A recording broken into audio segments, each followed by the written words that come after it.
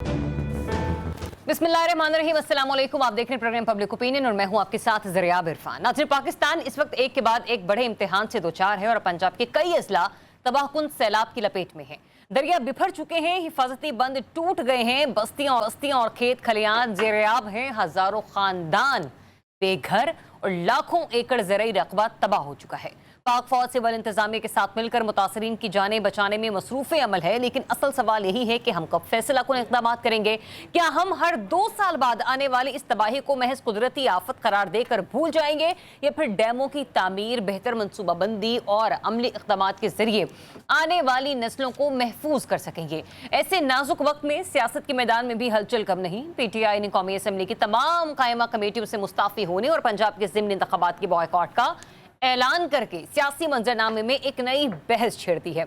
सवाल यह है कि क्या अपोजिशन की सबसे बड़ी जमात के इस बॉयकॉट से हुकूमत और निज़ाम पर कोई दबाव बढ़ेगा, या फिर ये फैसले महज अलामती रह जाएंगे। खैबर पख्तूनख्वा में इंतखाबी मैदान में उतरने और पंजाब में इंतखाब से फरार इख्तियार करने की हिकमत अमली ने खुद PTI के बयानिए को मुतजाद बना दिया है। क्या वाकई ये हिकमत अमली तहरीक इंसाफ को कोई फ़ायदा देगी, या फिर एक बार फिर बड़ा सियासी जुआ साबित होगी। उधर आलमी मुआशी महाज पर भारत पर अमरीकी 50% टैरिफ नाफिज हो चुका है, जिससे नई दिल्ली के तजारती अज़ाइम को सख्त धचका लगा है। लेकिन सवाल ये इंपॉर्टेंट है कि पाकिस्तान इस सूरत हाल को किस तरह से अपने हक में इस्तेमाल करेगा। क्या हमारी हुकूमत और सनतें इस गोल्डन चांस को बर वक्त कैश करवा सकेंगी। आज पर मुझे ज्वाइन कर रहे हैं सीनियर सहाफ़ी तज्ज़ियाकार रिजवान रज़ी साहब, ईसा राना साहब, अनवर रज़ा साहब और माहिर माहौलियात मरीम शबीर साहबा भी प्रोग्राम में मेरे साथ शामिल गुफ्तगू होंगी। आप सबकी इजाज़त से ज़रा मैं मरीम साहबा की तरफ पहले बढ़ना चाहूँगी। मरीम साहबा, जो इस वक्त हम पाकिस्तान में सूरत हाल देख रहे हैं, जिस हद तक सैलाब ने तबाही मचा रखी है, KP इस मामले से गुजर चुका, लेकिन जाहिर सी बात है सैलाब की तबाहकारी और इसके आफ्टर शॉक्स अभी तक वहाँ के लोग भुगत रहे हैं। पंजाब से लोग नंबरदा आजमा हैं और सुनने में आ रहा है कि सतलुज में भी पानी जो है वो एक मुतफिका सतह से खासी हद तक ऊपर आ चुका है। तो मुझे ये बताइएगा कि आपको यहाँ पर आपको हुकूमती क्या कोताहियाँ नज़र आ रही हैं कि जिसकी वजह से आज पाकिस्तान के अवाम इस आफत ज़दा सूरत हाल में मुब्तला है। जी, देखिए, सबसे पहले तो मैं मेंशन करना चाहूँगी कि जो वेदर पैटर्न्स आपके काफ़ी ज़्यादा इस वक्त इफ़ेक्ट हुए हैं, वो ऑफ कोर्स उसका कल्प्रिट तो पीछे क्लाइमेट चेंज है, जो ग्रीन हाउस गैसेस एमिट करते हैं बाकी ममालिक, जिसमें पाकिस्तान भी शामिल है, ग्लोबल शेयर उनका कम है। लेकिन ये जो डिज़ास्टर्स होते हैं, what makes it worse is कि हमारे इंस्टीट्यूट के स्तर से रिस्पॉन्ड कर रहे हैं। अगर मैं बहुत पीछे ना जाऊँ, सिर्फ 25 साल के आप अरसे को देख लें, 2001 से 2025 के दरमियान, तो आप ये देखें कि बहुत ही एक्सेलरेटेड रेट पे हमारा डिफॉरेस्टेशन रेट हुआ है। बहुत ज़्यादा फ्लडिंग हमारी कई सालों में हुई, 2010 के 12, फिर 14, 15, 22, और इसके बीच में भी छोटे मोटे सैलाब आते रहे हैं। लेकिन ये सुपर फ्लड्स थे जो जिनके नाम मैंने लिए, मेगा लेवल पे थे, बहुत डिस्ट्रक्शन हुई थी। लेकिन देखते ये हैं कि हमारे इंस्टीट्यूशंस ने कुछ सीखा नहीं। बेसिकली होता ये है कि इंस्टीट्यूशंस का काम होना ये चाहिए कि कोऑर्डिनेशन में काम करें और मिटिगेशन और प्रिपेयर्डनेस पे काम करें। मिटिगेशन में जी होता ये है कि मिटिगेशन में होता ये है कि आपके जो ममालिक हैं वो अर्ली वार्निंग सिस्टम पे काम करते हैं, वो लोगों को जो है वो उस तरह से वार्निंग पे काम कर रहे होते हैं, कम्युनिकेशन पे काम कर रहे होते हैं, टेक्नोलॉजी पे काम कर रहे होते हैं, रीलोकेशन पे काम कर रहे होते हैं, फिर एफॉरेस्टेशन जो बहुत ही सस्ता और नेचर पे सोल्यूशन है उस पर काम कर रहे होते हैं, क्लाइमेट रेजिलिएंट इंफ्रास्ट्रक्चर पे काम कर रहे होते हैं। ये सारी चीज़ें ऐसी हैं जो आपके ये आफात आने से पहले के काम होते हैं। लेकिन हम देखते ही हैं कि हमारे इदारों की रिएक्टिव अप्रोचेस हैं, ये नहीं कि एक खराब आ गया और उसके बाद से अचानक से जाग जाते हैं। और फिर आपने जैसा कि सेगमेंट को इंट्रोड्यूस करवाते हुए कहा कि पॉलिटिकल ब्लेमिंग भी काफ़ी ज़्यादा में चल रही है, और ये क्लाइमेट टेररिज्म की सिचुएशन है। लेकिन मुझे ये बताइएगा मरियम साहब, ये जो क्लाइमेट टेररिज्म की सिचुएशन है, ये एक हुकूमत को बेनिफिट ऑफ डाउट दे सकती है या नहीं दे सकती। और जो ये भी कहा जा रहा है कि भारत ने भी बेहद पानी छोड़ दिया पाकिस्तान की तरफ, इंटीमेट किया गया था, लेकिन ये भारत मरियम साहब को पहली बार नहीं कर रहा। भारत इससे पहले भी हमारी जो 70 साल तारीख रही है उसमें कई बार ये तरीकाकार अपना चुका है। तो ये दुश्मन को मुर्द इल्जाम ठहरा देना, उसको तो काम है यही करना। हमारी तैयारी कैसी होनी चाहिए थी?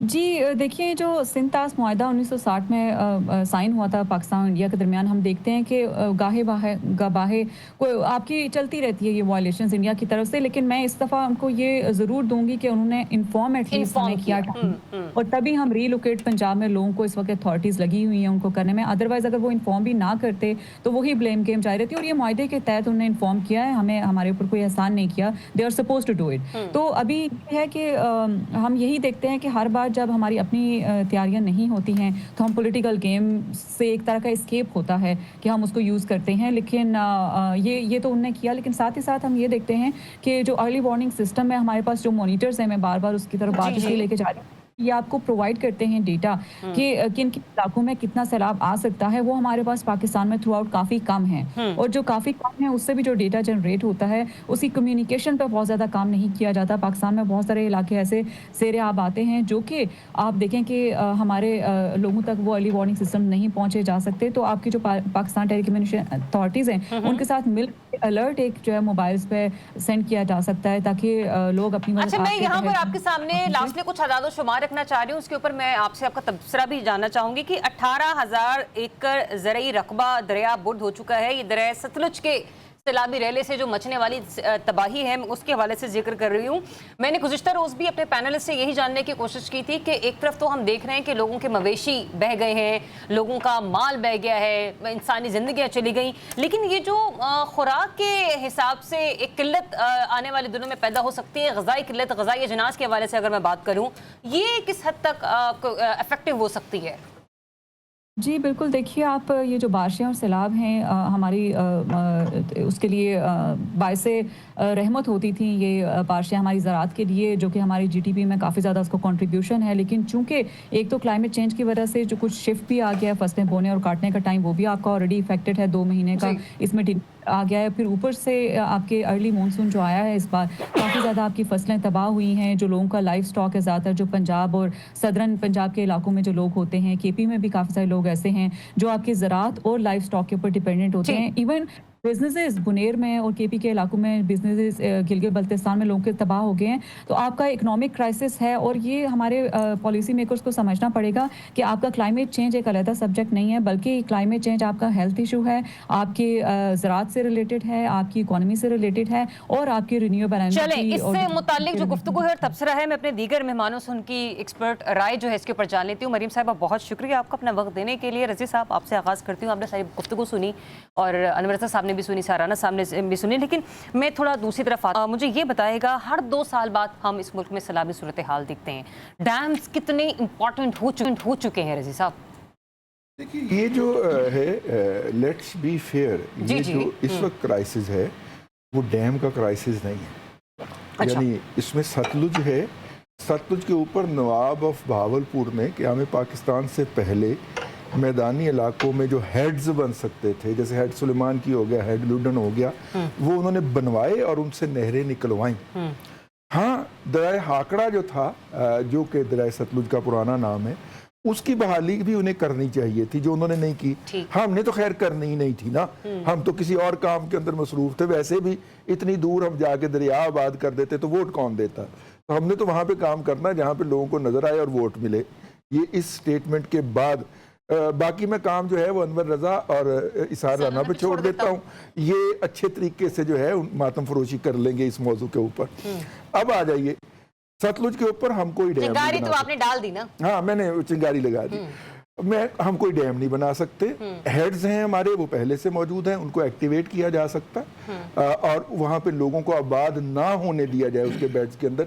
ये जो आपने 18,000 एकड़ रकबे की बात की है, ये वो सारा वो है कि जो दरिया के बेड के अंदर है। ठीक है। और दरियाए सतलुज सबसे चौड़ा दरिया है पाकिस्तान का। दरियाए पट्टी के साथ के जो दरिया, जो उसकी पार्ट बात हो है, रही है ना? पार्ट है वो सबसे चौड़ा है, इसलिए उसके अंदर सबसे ज्यादा आबादी है। एक बात। दूसरी बात, रावी के हवाले से हमारे पास कोई ऑप्शन नहीं है। उसका जितने भी हेड्स हैं वो इंडिया के अंदर हैं। फिर आ जाइए ऊपर चलते हैं चनाब की तरफ।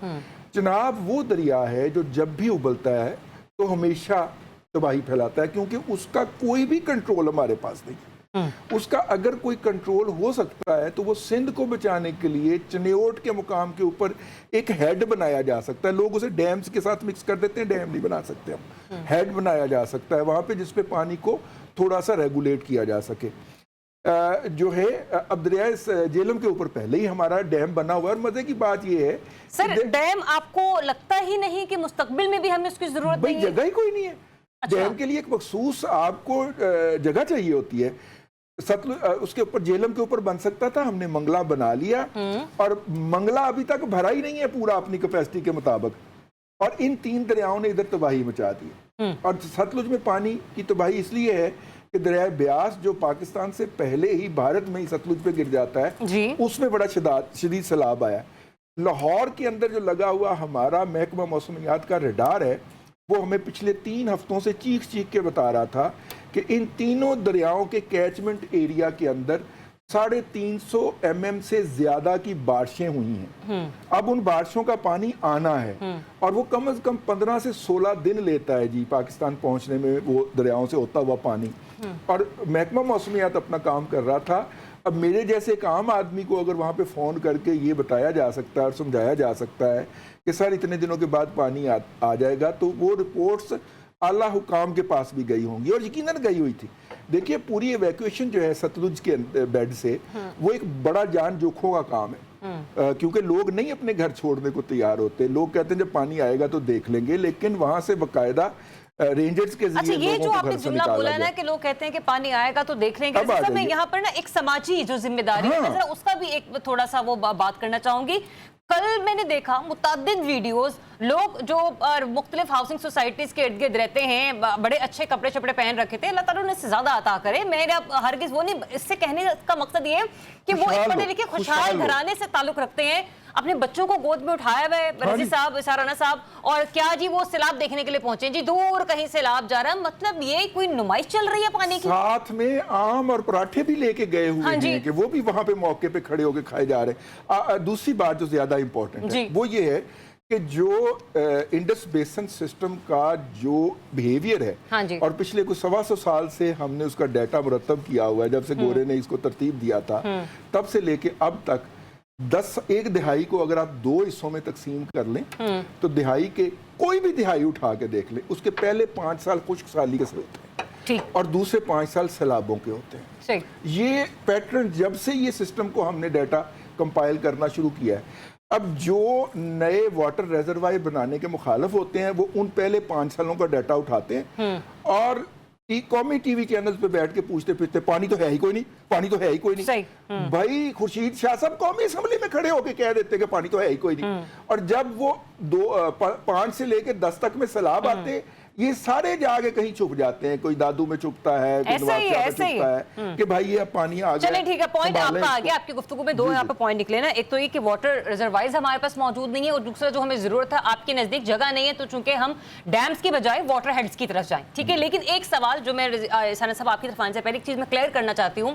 जिस वक्त स्वात और केपी में सैलाब आया था, उस वक्त मैंने भी अपने प्रोग्राम में बैठकर ये कहा था कि कुदरती आफत है, इसको पॉलिटिकल ब्लेमिंग के साथ मत जोड़ा जाए।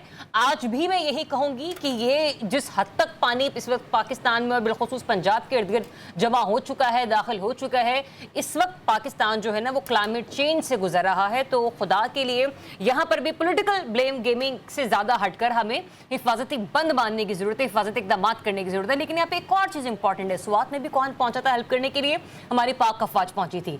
यहाँ पर भी हेल्प करने के लिए रात गए कौन पहुंचे? पाक फौज पहुंची है, क्योंकि हमारे सिविल इदारों ने तैयारी करके नहीं रखी। और सिविल को मॉनिटर कौन करता है? हमारी सूबाई वजारतें। अब आ जाते हैं साराना साहब, water heads and water reservoirs ये जो हैं वो हमारी जरूरत है, लेकिन सर हम तो नुमाइशी मंसूबों से पीछे हटने का नाम ही नहीं लेते।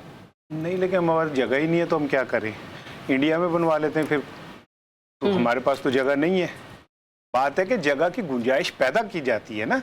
बिल्कुल, जब हम सोसाइटी बनाने की गुंजाइश निकाल सकते हैं तो फिर मेरे ख्याल में डैम की भी निकाल ही सकते हैं। हाँ, और दूसरी बात यह है कि चलें हम इस बात को मान लेते हैं कि हमारे पास जगह नहीं है, तो फिर हमें ये समझ लेना चाहिए कि ठीक है फिर हर साल इसी तरह होता रहे, आए पानी बहा के सब कुछ ले जाए, बंदे मर जाएं और हम हाथ पे हाथ धरे रखें कि भाई अब क्या किया जा सकता है। कौमें रिएक्ट करती हैं, कुदरती आफात के सामने खड़े होती हैं। मैं पढ़ रहा था कि दरियाए येलो कौन सा है चीन में, वहां जब ये हर साल इस तरह होता था तो जब पानी नहीं था तो एक दिन माओ तुंग खड़े हुए बेलचा पकड़ के और उन्होंने एक जुमला कहा कि मैं अगले साल देखूंगा कि तू अगर पानी बाहर निकलना तो दूर की बात है, तू अगर इसकी बुनियादों को छू गया तो मैं तुझे मान लूंगा।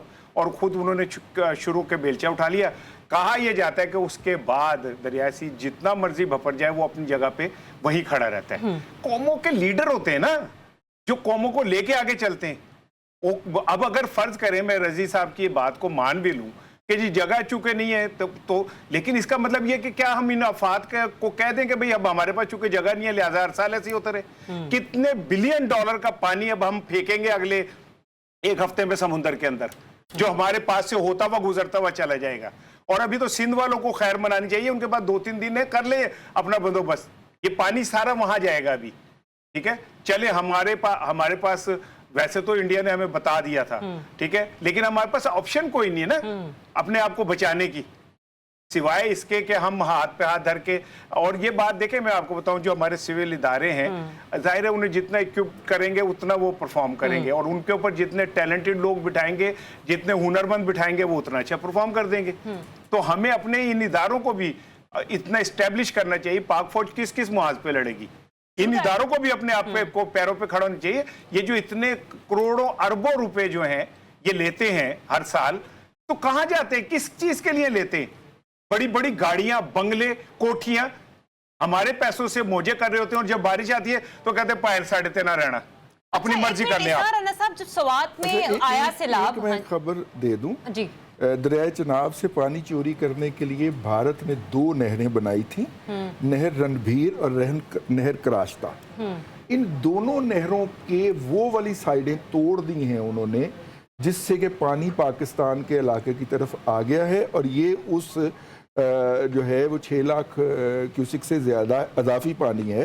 ये इसका मतलब है कि सुपर हाई फ्लड होने जा रहा है चनाब के अंदर। 1 मिलियन यानी 10 लाख क्यूसिक से ज़्यादा पानी का रेला वहाँ पे उन्होंने बनाया है।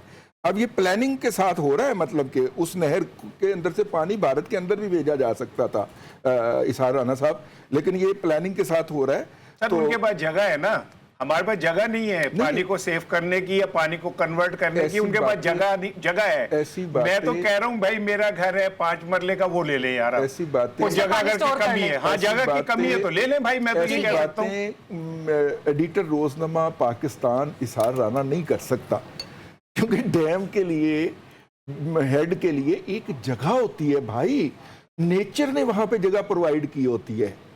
मतलब कि जितने भी डैम्स बने हैं ये नेचुरल उसकी प्लेसेस थी जहां पे वाटर स्टोरेज बना है। मैं चूंकि एडिटर रोजनामा पाकिस्तान से उन्होंने कहा, मैं उसकी अर्ज कर रहा हूँ। हाँ। फिर सवाल तो फिर यही पैदा होता है ना कि फिर हम ये हाथ पे हाथ धर के कहेंगे चूंकि हमारे पास कोई ऑप्शन नहीं है, हमें कोई रास्ता तो निकालना है ना। भारत अगर छोटे छोटे डैम बना सकता है, दरमियान में बड़ा डैम नहीं बनता, नहरें बना सकता है, पानी कन्वर्ट कर सकता है। नहीं, ऐसे ना करो कि हमारे पास ऑप्शन ही नहीं रहा। मैंने सिर्फ ये कहने की जिसारत की है, तुम मेरे पीछे पे आया करो। डैम ऑप्शन नहीं है, उसके अलावा बहुत सारे ऑप्शन हो सकते हैं। मैं तो पेड़ बनता हूं ना, मैं ये कह रहा हूं कि पानी को किसी तरह रोकने का या किसी तरह वो करने का कोई तो रास्ता होगा। आखिरी बात, आपकी बात पूरी हो जाएगी। अगर जहांगीर तरीन साहब अपनी जमीनों के लिए पूरे साल का पानी वहीं पे तालाब बना के स्टोर कर सकते हैं जब बारिशें होती हैं, और फिर उनको गर्मियों में इस्तेमाल कर सकते हैं, तो यार ये मुल्क पर भी लागू कर दें। रजी साहब, मैं यही कह रहा हूं, कोई रास्ता निकाला जाए ना। आपकी बात को अगर डैम नहीं बन सकते तो कोई, जैसे आपने कहा है, हम कोई रास्ता तो निकालेंगे ना। आपसे इत्तेफाक भी ना किया जाए। चले, आपका इत्तेफाक भी आ गया। इत्तेफाक से मैं, क्योंकि इत्तेफाक में बरकत है, मैंने तो देखी है। एक सजेशन आपने दी थी, एक सवाल मेरा था जो मैं अनवर रजा साहब के पास अब लेकर जाना चाहूंगी। अनवर रजा साहब, जब सवात में सैलाब आया ना, केपी में सैलाब आया, तो मालूम ये हुआ कि भाई दरिया किनारे ऐसे ऐसे होटल्स आबाद हैं माशाल्लाह, कि जिनकी वजह से लोगों का जानी और माली नुकसान हुआ, बहुत सारी इंसानी जानों का ज़िया हुआ। यही सूरत हाल अभी हम कल रात पंजाब में भी देख रहे थे कि जो हमारे पंजाब पुलिस की जवान है वो ये अनाउंसमेंट करते हुए नजर आ रहे थे मुख्तलिफ हाउसिंग सोसाइटीज के हवाले से कि फला इलाके के जो लोग हैं वो यहाँ से फौरी तौर पर जो है ना अपने माल मवेशी, अपने बच्चे सच्चे लेकर जो है ना वो दूसरे इलाकों में मुंतकिल होना शुरू हो जाए। अगले 24 घंटे जो है वो सैलाबी सूरत हाल का खदशा है। तो मुझे ये बताइएगा, डैम्स भी नहीं बन रहे, हेड्स भी नहीं बन रहे, रिजर्वायर्स भी नहीं बन रहे, कम से कम ये सोसाइटियां और ये होटल्स जो दरिया किनारे आबाद हो जाते हैं, इनका तो कला कमा किया जा सकता है कि ये भी नहीं हो सकते। ज़रियाब शुक्रिया। देखिए, कुदरती आफत को आप रोक तो नहीं सकते, लेकिन उसकी तबाहकारियों को कम जरूर कर सकते हैं। ये कोई पहली मरतबा पाकिस्तान में सैलाब, जलजला, कुदरती आफत नहीं आई। हमारी जो तमाम सूबाई हुकूमतें हैं उनकी कोताही है, इंतजामी नाअहली है, नालायकी है, जिसकी वजह से हम हर साल यहीं पर बैठ के रोना रोते हैं। तबाहकारियाँ होती हैं, हम उसको देखते हैं, हम जैसे रजी साहब ने कहा मातम करते हैं और उसके बाद आगे बढ़ जाते हैं। क्या हम ये भी ना कहें कि सूबाई हुकूमतों को जो फंड्स मिलते हैं, जो उन्होंने कैपेसिटी बिल्डिंग करनी है सिविलियन इदारों की, वो क्या मेरा काम है, रजी साहब का काम है, इसार राना साहब का काम है, आपका काम है? ये इन्हीं सूबाई हुकूमतों ने करना है। होता क्या, मैं आपको एक बात हुआ, मेरी एक एक्सीडेंट से बात हो रही थी, उसने कहा सबसे आसान काम जो करप्शन का है वो ये है कि जी आप बंद बांधें और जैसे कोई सैलाब आया तो वो सारी मिट्टी गई, ना तो मिट्टी का पता चला ना उस पैसों का पता चला। जब आपकी कौमी सोच ये होगी कि हमने बंद इसलिए बांधना है कि अल्लाह करे अगले साल सैलाब आए, इस मिट्टी को बहा के ले जाए ताकि फिर नेक्स्ट ईयर में इस पर अरब करोड़ों रुपए जो है ना मिट्टी के नाम पर खा जाऊं, जब आपकी ये सोच होगी इदारों में बैठे लोगों की, तो आप कैसे आगे बढ़ पाएंगे? देखिए, डैम्स नहीं बढ़ सकते, ठीक है अपनी जगह पर, क्या ज़ेरे ज़मीन पानी के लिए को स्टोर करने के लिए हमारे पास मंसूबे नहीं है? हमने कभी उन पर काम ही नहीं किया। इसको छोड़िए, अर्ली वार्निंग सिस्टम क्या है? हमारे वफाक और सूबाई जो इदारे हैं उनमें कोऑर्डिनेशन कहाँ है? क्या ये भी अल्लाह ताला ने मना किया है कि इदारों को कि आप आपस में कोऑर्डिनेशन ना कीजिए? देखिए, ये सूबाई हुकूमतों की कोताहियाँ हैं। सबसे बड़ी बात जो है उनमें इदारों में बैठे लोगों की करप्शन है, उस पर कभी किसी की नज़र नहीं गई। और दूसरी बात, हमारी कैपेसिटी बिल्डिंग का मसला है, हमारे यहाँ अर्ली वार्निंग सिस्टम का मसला है, हमारे यहाँ टेक्नोलॉजी अगर है भी तो उसके इस्तेमाल का नहीं पता, हमारे यहाँ लोग जो हैं इसको कौमी जिम्मेदारी नहीं समझते। देखिए, ये जो कुदरती आफत है ये आम आवाम के लिए तो बाइस ज़हमत है, लेकिन ये हुक्मरानों के लिए बाइस रहमत बन जाती है। उन्होंने यहाँ से पैसे भी कमाने होते हैं, उन्होंने यहाँ पर सियासत भी करनी होती है, उन्होंने यहाँ पर लोगों को बताना होता है कि हम आपके लिए जिंदा, फिर अगले इलेक्शन के लिए उन्होंने अपनी तैयारी भी करनी होती है। देखिए, हमें ये इन चीज़ों का भी इदराक करने की ज़रूरत है। जहाँ पर हम क्लाइमेट चेंज की बात करते हैं, फंड्स के यूटिलाइजेशन की बात करते हैं, हम मंसूबों की बात करते हैं, हम ज़ेर ज़मीन पानी की बात करते हैं, हम सैलाब की बात करते हैं, तो फिर हमें यह भी सोचना होगा। बड़ा आसान सी बात है, ठीक है। देखिए, भारत तो हमारा असली दुश्मन है, उसने तो किसी न किसी तरीके से पाकिस्तान को करना ही करना है। तो लेकिन क्या हमें उसका इदराक नहीं करना चाहिए कि दुश्मन भी इधर पानी छोड़ सकता है, तो हमें उसको पहले अनवर रज़ा साहब, हम अपने दुश्मन खुद बने बैठे हैं जिसकी हद नहीं है। मैंने पहले भी ये बात की थी कि इंफ्रास्ट्रक्चर की नमूदो नुमाइश के लिए हुकूमत जो है वो कोशिश करती हुई नजर आती है, लेकिन जो स्ट्रक्चरल या स्ट्रेटेजिक किस्म की नौयत के मंसूबे होते हैं ना, हमें उसकी जरूरत है। अभी जिस वक्त हम लोग रिसर्च स्टडी कर रहे थे तो मेरे एक टीम मेंबर ने इस तरफ भी तवज्जो दिलाने की सर कोशिश की, मैं लोगों की तरफ भी इसकी तवज्जो चाहूंगी कि सैलाब के पानी के साथ जो जंगलों के सांप है ना, वो भी जंगली आबी हयात जो है ना वो इस तरफ आना शुरू हो जाती है रिहायशी इलाकों की तरफ। तो क्या ये इंश्योर्ड है कि आसपास के जो हॉस्पिटल्स है वहां पर ये जो वैक्सीनेशन है इस जहर को खत्म करने की, क्या वो मौजूद है या नहीं है, या वो भी पाक फौज ने फराहम करनी है? तो ये भी इस तरह हमें सोचने की जरूरत है कि खुदारा इस वक्त चल क्या रहा है पाकिस्तान में। एक ब्रेक लेते हैं, ब्रेक के बाद आपको फिर से ज्वाइन करेंगे। Stay tuned.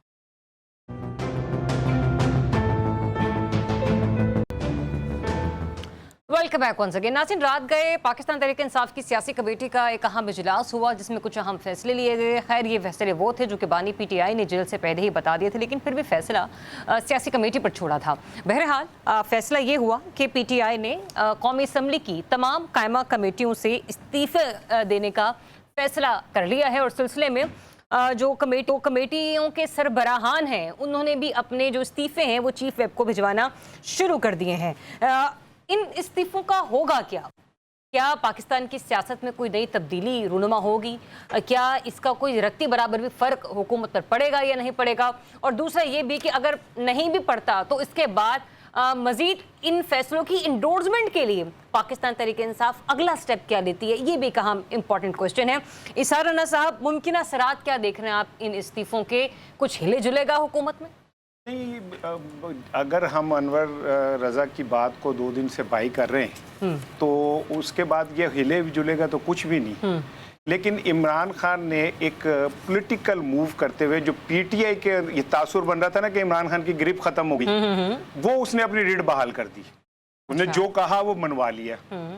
सियासी कमेटी ने भी रात जो अपने इजलास किया उसके बाद उन्होंने कहा कि जी खान साहब ने जो कहा है कि बाइकाट करें वो बाइकाट होगा। बाकी लोगों ने सुबह कमेटियां छोड़ दी। इसका मतलब ये हुआ कि इमरान खान, एक जो ये तासुर हम बहुत सारे हमारे भाई बना रहे थे कि जी इमरान खान की ग्रिप खत्म हो गई, ये हो गया, वो इमरान खान ने वापस, कल मैंने अपने यहाँ हमने प्रोग्राम में मैंने कहा था कि उसने उन लोगों को जो इमरान खान को चैलेंज कर रहे रेड कार्ड दिखा के बाहर भेज दिया, या वो ग्राउंड में उसकी मर्जी से खेलेंगे या बाहर चले जाएंगे। और ये आज प्रूव हो गया कि वो इमरान खान ने जो कहा वो एग्जैक्ट वैसे ही हो गया।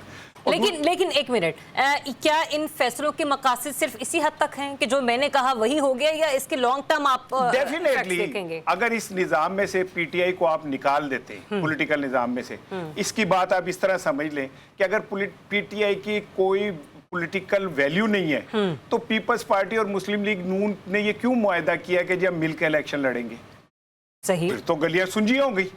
ठीक है, माले गनीमत दोनों तो आपस सर में मेरे तकसीम कर ख्याल लें। से फिर इलेक्शन करवाने की भी जरूरत नहीं है, आवाम का पैसा बचाएं, क्यों अरबों रुपए जाया करना, टॉस करें और बैठ जाएं ये तो सीटों अब पे। जो आप कह रही हैं, हाँ। यही बात अब आप आम आदमी कहेगा कि भाई अगर जब जिन्होंने इलेक्शन लड़ना है, जिनके वोट हैं और वो ही नहीं लड़ रहे, तो फिर ये आपस में इतना पैसा खर्चने के बजाय दोनों आपस में तकसीम कर लें। अच्छा, लेकिन माले यहाँ पे गनीमत। एक चीज आती है ना, एक चीज आती है, देखिए यहाँ पर भी कॉन्ट्रडिक्शन है। केपी में इलेक्शन लड़ा जाएगा लेकिन पंजाब की हद तक इलेक्शन नहीं लड़ा जाएगा। नहीं कि पंजाब में इसलिए नहीं लड़ा जाएगा कि पंजाब में उनसे ये सीटें छीनी गई हैं। अच्छा, ठीक है ना, ठीक, नाअहल करके। केपी में ऐसी सूरत हाल नहीं है। सही। पंजाब में तो उन सीटों पे हो रहा है जिनको पे ऑलरेडी पीटीआई के लोग थे और उनसे वो नशिस्तें छीन ली गई। हालांकि मैं अभी इस पे भी हैरान हूं कि जिनसे नशिस्तें छीनी गई हैं वो अगर ऊपर की अदालतों में जाके अपना केस जीत जाते हैं, फिर इस सिस्टम की क्या है वो हैसियत रह जाएगी? सर आपको लगता है दालतें वेट मतलब इनके देंगी, इतना मौका भी फ्राहम करेंगी? तो देखें, पाकिस्तान है, कोई सोच सकता था कि मियां नवाज शरीफ साहब जी मौका फ्राहम करना होता तो मखसूस नशिस्तें क्यों ली जाती है साहब? और सुन ले कि कोई सोच सकता था कि नवाज शरीफ साहब जिन्हें सुप्रीम कोर्ट पता नहीं क्या क्या कहेगी, ये सादिक भी नहीं, अमीन भी नहीं, खाइन है, ये हैं, और उन्हें पाकिस्तान छोड़ के जाना पड़ेगा। और जब वो वापसी करेंगे तो उनको बायोमेट्रिक घर जाके दिया जाएगा।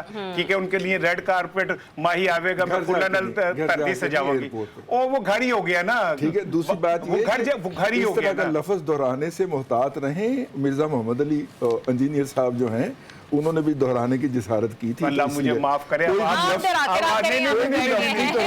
एक मिनट ठहर जाए। ठीक है, आप सिर्फ इतना कहें कि उन्होंने गलत मदद कहा है। साहब सुन लेना, मैं जो कह रहा हूँ वो सुप्रीम कोर्ट ने कहा है, मैं अपने पल्ले से नहीं कह रहा। वो दूसरी बात उसको अनडू किया है, वो भी सुप्रीम कोर्ट ने की है। दूसरी बात सुन ले। देखिए, मैंने आज तक आपको कोई ऐसा लफ्ज़ नहीं कहा। आपने मुझे देखे कितनी बड़ा इल्जाम लगा दिया मिर्जा मोहम्मद अली कह के। यार ये देखे कितनी ज्यादती वाली बात है।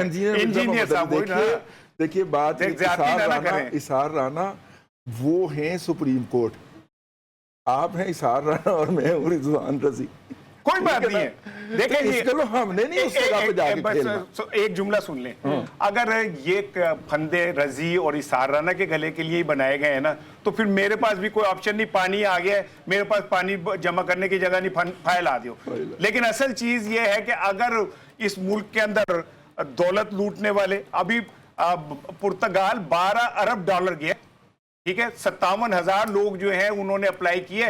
अगर वो लोग यहां से पैसे ले जा रहे हैं, मुल्क का बेड़ा गर्क कर रहे हैं, सिस्टम का बेड़ा गर्क कर रहे हैं, वोट चोरी कर रहे हैं, उनको कुछ नहीं हो सकता। तो भाई सहाराना ने तो ब्राजील ने लगना है, तो फिर मैं क्या कर सकता हूं भाई? मैं तो कुछ नहीं कर सकता, लेकिन मैं कहता रहूंगा कि पाकिस्तान बना है हमारे लिए। मैं हूं जमहूर, अगर मैं महफूज नहीं तो जमहूरियत भी महफूज नहीं है। बस रज़ा नहीं कहा, आपका पॉइंट ऑफ व्यू आ गया। अनवर रज़ा साहब, चूंकि हम 2 रोज से आपकी दी हुई खबर के हवाले से गुफ्तगू को आगे बढ़ाते हैं, जब भी आपसे बात करते हैं पॉलिटिकल क्योस आपको नजर आता है?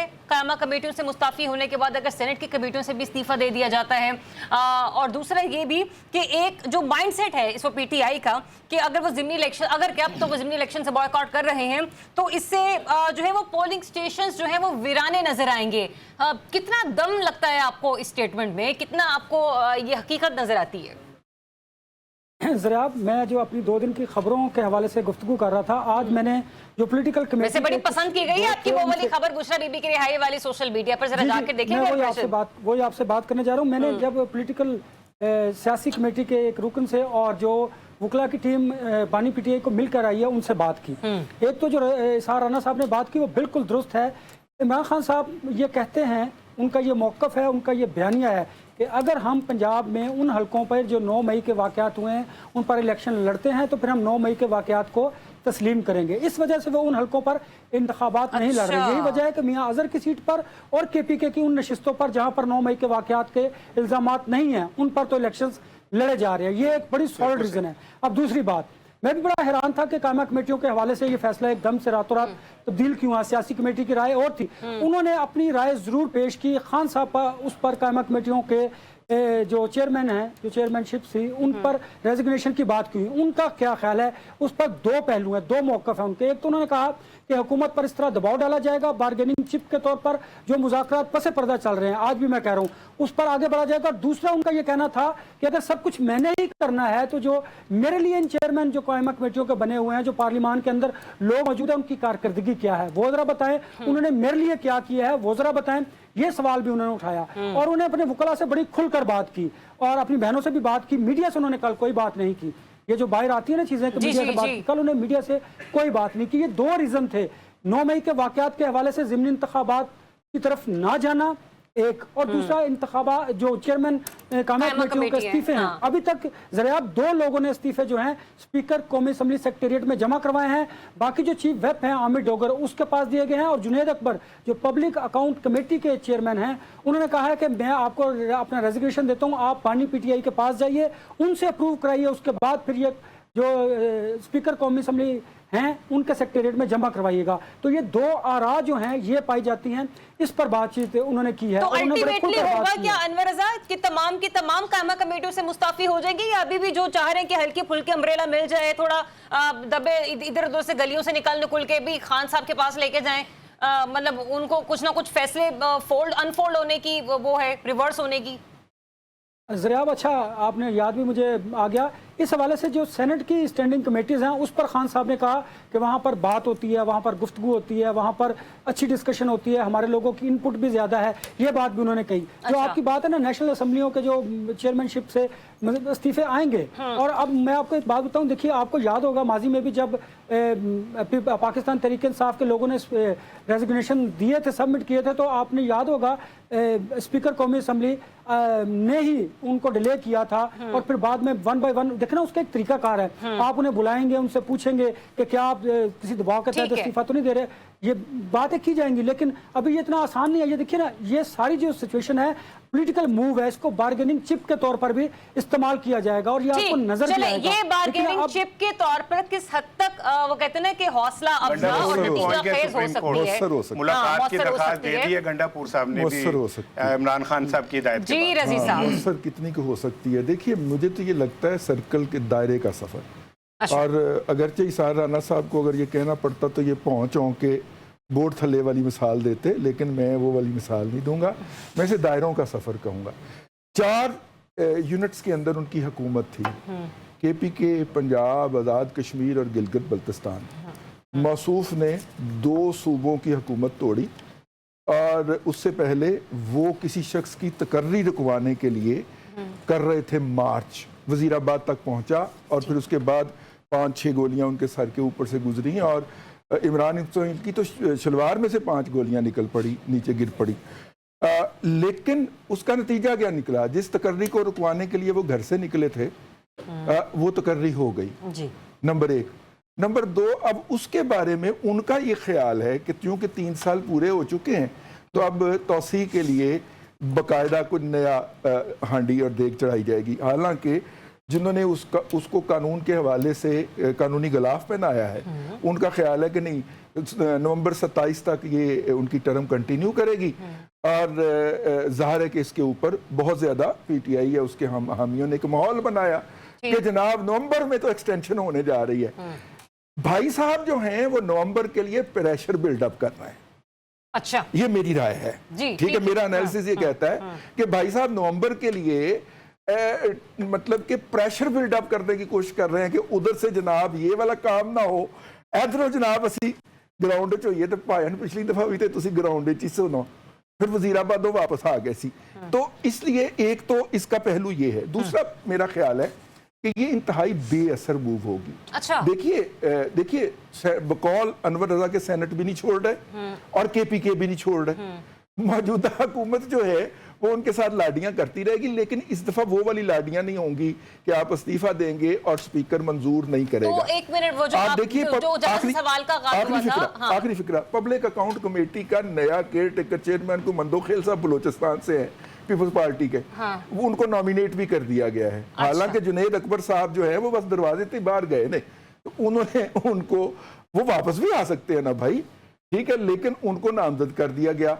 तो चलिए, ये भी एक वैसे बहुत अलग किस्म की टेक्निकल बहस है, क्योंकि मेरे सवाल में भी जहन सवाल है रजी साहब के आने वाले दिनों में देखिए इस्तीफे दे दिए, मंजूर कर लिए, आइन क्या कहता है, कानून क्या कहता है, क्या इत्तेहाद में बैठी जमातें ही ले सकती हैं इन कायम कमेटियों की chairmanship?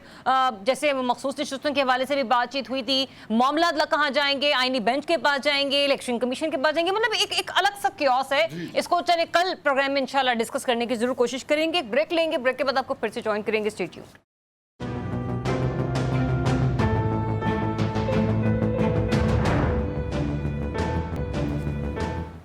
Welcome back once again. आज पिछले दो सेगमेंट जो हैं वो खासे गहमा गहमी में और गर्मा गर्मी में गुजरे हैं। चले इस सेगमेंट में थोड़ी सी मुस्कुराहट आपके चेहरों पर लेकर आते हैं। भारत पर आज से 50% अमरीकी टैरिफ का नफाज हुआ जाता है।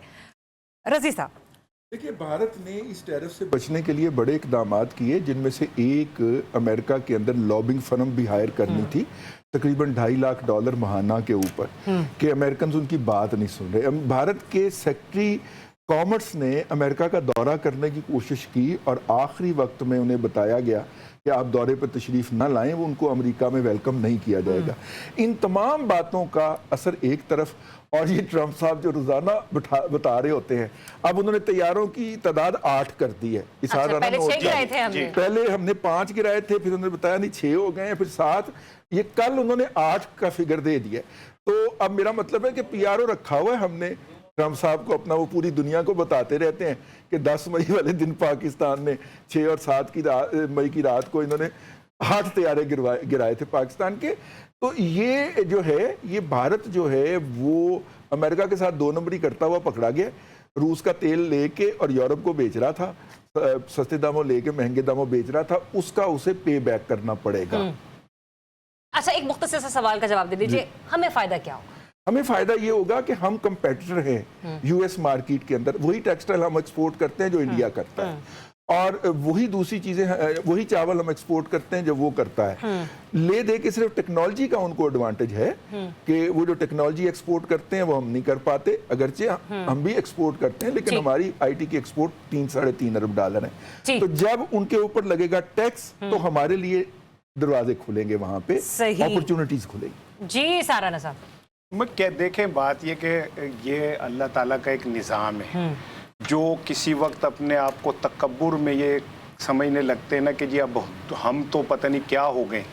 अल्लाह का अपना एक निज़ाम है। भारत का तकब्बुर जो है, भारत को सबसे ज़्यादा नुकसान उसके तकब्बुर ने पहुँचाया है। वो तो हमें कहता था, मैं विटनेस हूँ कि भारत के सिफारतकार ने मेरे एक सवाल के जवाब में कहा, आपका हमारा मैच ही कोई नहीं है, हम दुनिया की तीसरी बड़ी इकॉनमी, आप जो हैं रुलते फिरते $1.5 अरब के लिए। दुख तो मुझे हुआ था, लेकिन आज मुझे ऐसा लगता है कि अल्लाह ने हमारे जो दुखों का मदावा है वो कर दिया है। कभी मोदी उठा के तैयारा पहुंचते हैं चाइना, कभी उठा के तैयारा पहुंचते हैं रशिया। कम से कम भारत की हद तक तो कर दिया, ठीक है। उनका बोलोराम हो गया, अर्थी उठ गई, उनकी इकोनॉमी की अर्थी उठ गई है, ठीक है। कंधा उन्हें देने वाला कोई नहीं मिल रहा अब।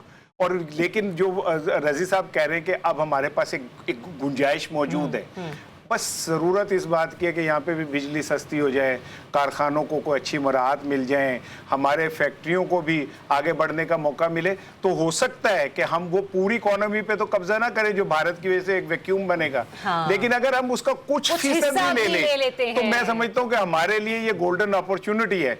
लेकिन जैसे हमारे पास पानी जमा करने की गुंजाइश नहीं है, वैसे इस तरह आगे बढ़ने की गुंजाइश नहीं है हमारे पास। चलें जी, अनवर साहब मुझे ये बताइए, जो गोल्डन अपॉर्चुनिटी है इसको हम कैसे एडवांटेज में बदल बदल सकते हैं। टेक्सटाइल, IT सेक्टर, एग्रीकल्चर और सर्जिकल जो आलात होते हैं उसको एक्सपोर्ट करना, वहां से हम लोग डॉलर्स जो है वो कमा सकते हैं। और इसके लिए जो हमें बेनिफिट्स देना है वो देना है फैसलाबाद की इंडस्ट्री को, सियालकोट के सेक्टर को, और ये इस तरफ आना पड़ेगा हमें एग्रीकल्चर सेक्टर की तरफ। ज़रियाब, मैं आपके सवाल के पर बाद में आता हूँ। देखिए, जो भारतीय सुबकी है, हमें भारतीय सतह पर उनकी बढ़ती हुई मुश्किलात में अपने उसको संजीदगी से लेना है। हमने दुनिया में उनको मजीद पीछे धकेलना है, क्योंकि आप देखें उन्होंने बिलियन ऑफ डॉलर्स पाकिस्तान को तबाह करने के लिए भारतीय सतह पर स्पेंड किए हैं। एक बात। दूसरी बात, आपकी बात दुरुस्त है, जब हमारी अब हुकूमत का फ़र्ज़ ये है कि एक्सपोर्ट को बढ़ाने के लिए जो इंडस्ट्री है उसको फौरी तौर पर लीव दें, उन्हें सहूलियात फराहम करें, उनको गैस फराहम करें, उनको बिजली सस्ती दें, ताकि उनकी एक्सपोर्ट बढ़े। जो बंद कारखाने हैं, पहिया रुका हुआ है, वो बढ़ना शुरू हो। जब वो तरक्की करेंगे, उनकी मिल का पहिया चलेगा, तो आप देखेंगे पाकिस्तान के अंदर भी जो मजदूर है वो खुशहाल होगा और हमारी एक्सपोर्ट्स भी बढ़ सकती हैं। लेकिन हमें इस मामले को संजीदा लेना चाहिए। हमें खुशी ज़रूर है, खुशी के साथ साथ हमें अपनी मेहनत करने की ज़रूरत है सिफारती सतह पर, जो मुझे दिखाई नहीं देती। अल्लाह ताला ने हमें एक गोल्डन अपॉर्चुनिटी दी है। इसके समरात अगर हासिल करना चाहते हैं तो सियासी हुकूमत को सिफारती सतह पर हंगामी बुनियादों पर भारत को एक दीवार के साथ लगाने के लिए इक़दाम करने की ज़रूरत है, जो मुझे दिखाई नहीं दे रहे हैं। ठीक है, वो कहते हैं कि जोश में होश नहीं खोने चाहिए। फिर वही बात आ गई कि फिर जब हमारी सिविल गवर्नमेंट्स कुछ नहीं करती तो फिर लोगों को बुरा लगता है कि फिर हमारी पाक अफवाज जो है वो इसको क्यों देख रही हैं, दीगर जो मामलात है वो क्यों देख रही हैं। तो भाई हर चीज़ का ठेका तो उन्होंने नहीं उठा रखा ना, कुछ हमारी भी जिम्मेदारी है। इजाज़त दीजिए, अपना बहुत सा ख्याल रखिए। अल्लाह हाफ़िज़।